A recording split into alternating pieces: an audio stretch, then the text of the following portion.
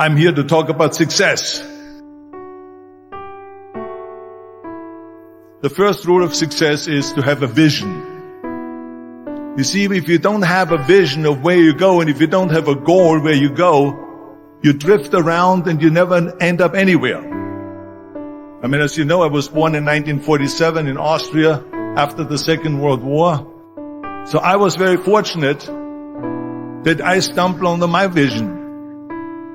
And I didn't really like Austria when I grew up. I couldn't wait to get out of there. I couldn't see myself becoming a farmer or a worker in a factory or anything like that. Even though my parents wanted me to stay there and have a normal life. But that was their vision, not mine. My vision was totally different. I felt that I was born for something special, for something unique, for something big. Then one day I went to school. I remember I was 11 years old. And they showed a documentary about America.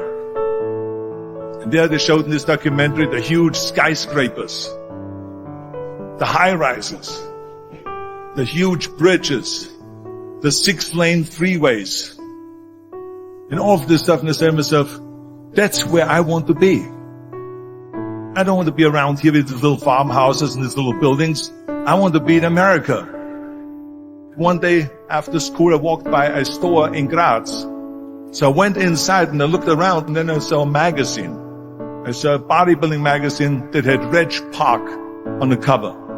Reg Park was then a 3-time Mr. Universe. And I saw him on the big screen as Hercules. I read that and I said to myself, wow, this is the blueprint for my life. This is exactly what I want to do. I want to become a bodybuilding champion just like Reg Park.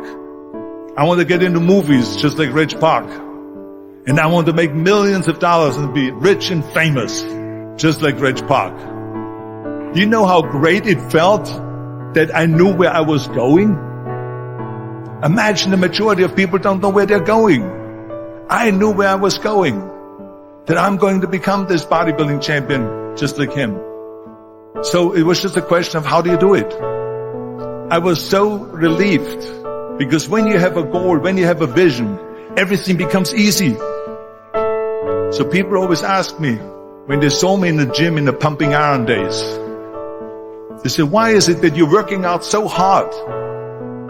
5 hours a day, 6 hours a day, and you have always a smile on your face. And I told people all the time, I said, because to me, I am shooting for a goal.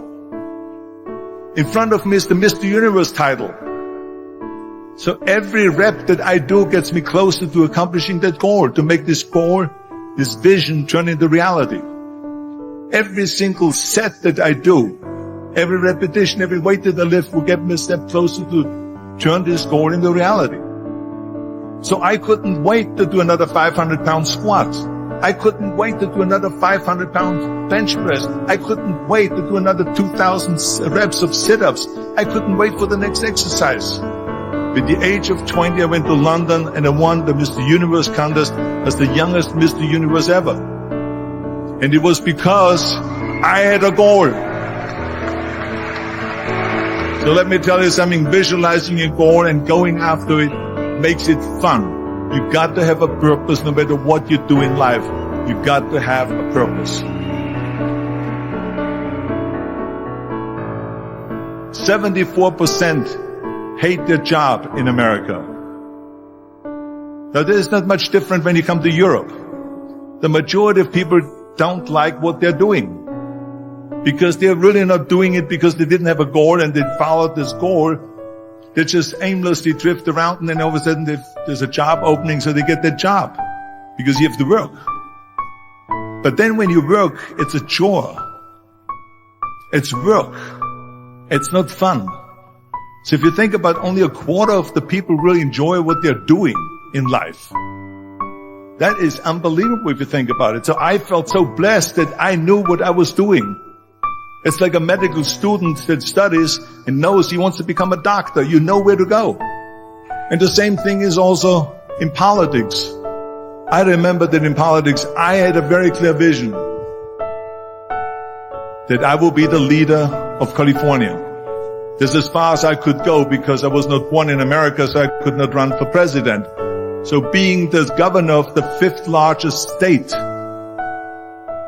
the largest state, the fifth largest economy in the world, was for me really the ultimate title, the ultimate accomplishment in politics.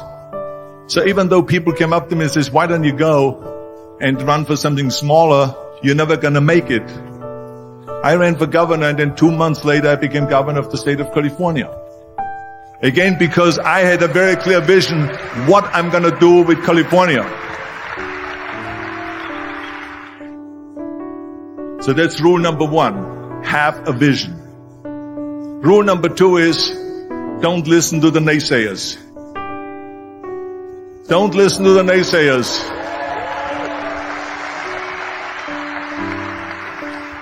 Everything I ever did, the thing that I heard out of people's mouth was, that's impossible. That can't be done. Or no. That is exactly what I heard, and of course I proved to the people that it can't be done. So whenever someone said to me, it can't be done, I heard, it can be done. When they said no, I heard yes. And when they said it's impossible, I heard, it is possible. I'm a strong believer of what Nelson Mandela said, that everything is always impossible until someone does it. Well, I'm gonna be the one, I said to myself, I'm gonna do it and I'm gonna show it to them. Maybe it has never been done before. That's perfectly fine with me. But I'm gonna do it. And I did not listen to the naysayers. It's all about the hard work that you put in. I said to myself, in bodybuilding I worked out 5-6 hours a day. I'm going to do the same thing now for acting. And of course I went to college to study English. I studied the accent removal, acting classes, and all of this stuff all day long. I worked and I worked and I worked. And within a short period of time I made one movie called Hercules in New York, which of course went right into the toilet. But it didn't discourage me. I still had the same vision. And then all of a sudden I did Streets of San Francisco. I did Stay Hungry and Pumping Iron and The Villain. And then all of a sudden I was asked by Dino De Laurentiis and by Universal Studio to star in Conan the Barbarian. And after I did Conan the Barbarian, the director at the press conference said to the press, the director was John Milius. He said to the press, if we wouldn't have had Arnold, we would have had to build one. So think about that. The very body that they said can never be sold because the time is wrong.